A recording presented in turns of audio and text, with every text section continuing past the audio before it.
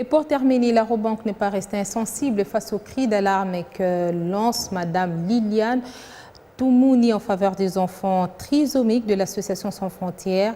Au total, 160 enfants frappés par cette anomalie chromosomique ont bénéficié du regard de compassion de cette institution bancaire qui a fait de cette cause noble sa priorité.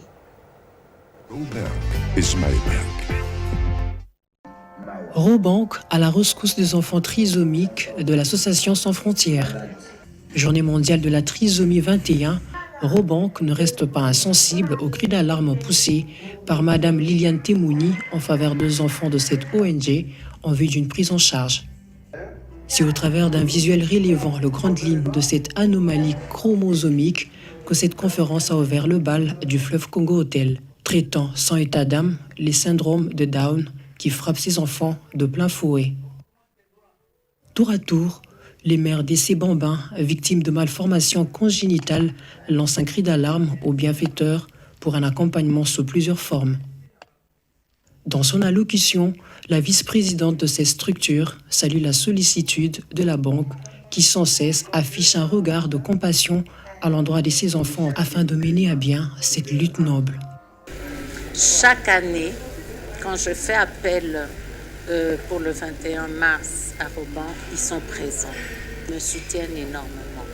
Il n'y a pas que pour le 21 mars, il y a aussi quand je fais des campagnes d'opération.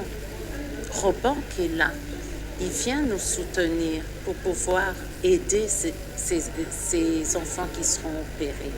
Je tiens vraiment à remercier l'appui de Robanque en plaidant pour cette cause.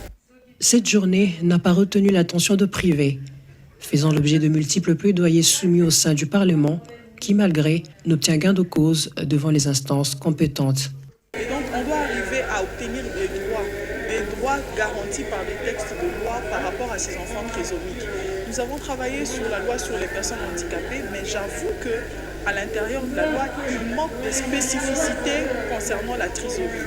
C'est pour ça que j'ai parlé des plaidoyers pour avoir des textes additionnels, peut-être même à travers des règlements, des décrets ou des arrêtés qui peuvent appuyer.